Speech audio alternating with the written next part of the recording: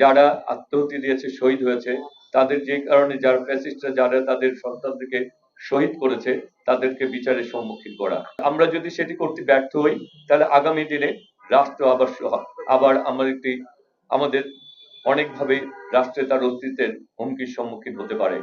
মুক্তিযোদ্ধা বিষয়ক প্রতিমন্ত্রী এবং যিনি জনতার ভোটে জনতার সংসদ সদস্য হয়েছিলেন, সেদিন ফ্যাসিস্টরা যার সেই বিজয়কে ছিনিয়ে নিয়ে গিয়েছিল, আজকে যিনি বাংলাদেশের মুক্তিযুদ্ধ, বাংলাদেশকে আবার একটি নতুন বাংলাদেশকে রূপ দেওয়ার দায়িত্ব নিয়েছেন আমাদের প্রিয় নেতা জনাব তারেক রহমান, যাকে দায়িত্ব দিয়েছেন আমাদের সেই প্রিয় সহযোদ্ধা।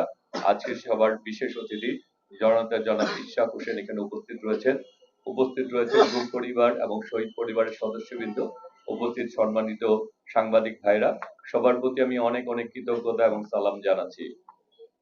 আজকে আমরা যে চেয়ারে বসে আছি, এই চেয়ারটি আমরা যাদের অবদান, যাদের রক্তের বিনিময়ে আমরা অর্জন করেছি, জনগণ যাদের কারণে আমাদেরকে ভোট দিয়ে জনপ্রতিনিধি নির্বাচিত করেছে, যাদের আত্মত্যাগের বিনিময়ে আমরা আসলে আজকে সরকার গঠন করেছি, সেই সকল পরিবারের সদস্যরাই আমাদের পাশে বসে আছে। আসলে তাদের সেই আত্মত্যাগ এবং তাদের সেই শহীদ পরিবারগুলি সেই শহীদি ত্যাগের বিনিময়ে আমরা আসলে নতুন এক বাংলাদেশের স্বপ্ন দেখছি। আমাদের বিএনপি চেয়ারম্যান জনাব তারেক রহমানের নির্দিষ্ট পরিকল্পনায় আমরা আগামীর বাংলাদেশকে গড়ে তুলতে যাচ্ছি।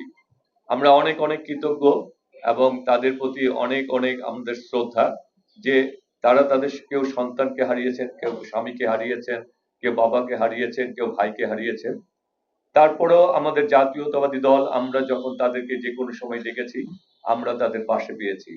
তারা কোনো প্রশ্ন ছাড়াই আমাদের সাথে এসে উপস্থিত হয়েছেন। তারা কোনোদিন আমাদেরকে প্রশ্ন করেননি যে তাদের এই যে আত্মত্যাগের বিনিময়ে আমরা তাদের জন্য কি করছি। তার সকল সময় তারা মনে করেছেন যে তারা যে আত্মত্যাগ করেছেন সেটি দেশের জন্য, দেশের মানুষের জন্য, গণতন্ত্রের জন্য, ভোটাধিকার বাস্তবায়নের জন্য। তারা এই দলের জন্য, দেশের মানুষকে ভালোবেসে, দেশকে ভালোবেসে তাদের সেই আত্মীয়রা, তাদের সেই সন্তানরা আমাদের জীবন দিয়েছে।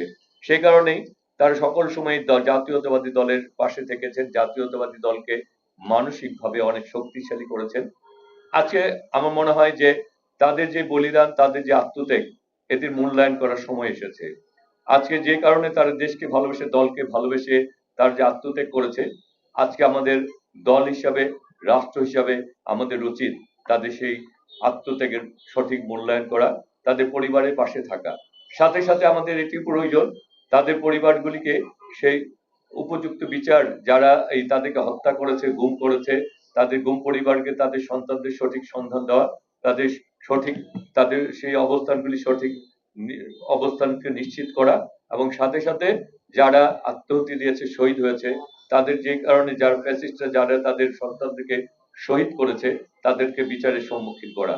শুধু বিচারের সম্মুখীন না, তাদের বিচারকে বাস্তবায়ন করাও, এবং বিচার বাস্তবায়নের মাধ্যমে এবং তাদের গুম পরিবারগুলি তাদের সন্তানদের অবস্থান সুনিশ্চিত করার মাধ্যমে তাদেরকে অন্তত আমাদের কিছুটা শ্রদ্ধা জানানো উচিত।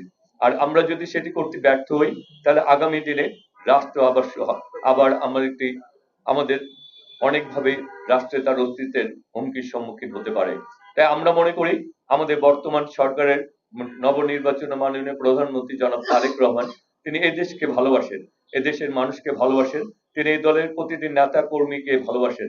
যে কারণে বিগত দিনে আমরা দেখেছি, আমরা যখন সেই দুঃসময়ে ছিলাম, তখন তিনি প্রতিটি গুম পরিবার, প্রতিটি যারা শহীদ পরিবার, তাদের পাশে তিনি ছিলেন এবং তাদের খোঁজ খবর নিয়েছেন।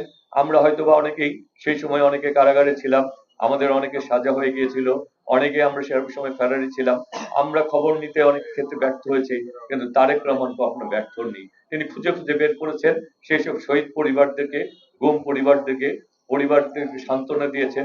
শুধু সান্ত্বনা দেননি, তিনি ভরসা দিয়েছেন আগামী দিনে যদি দল ক্ষমতায় আসে, অথবা দল ক্ষমতায় আসুক না আসুক, তিনি সকল সময় তাদের পাশে থাকবেন। সুতরাং আমি আজকের এখান থেকে তাদেরকে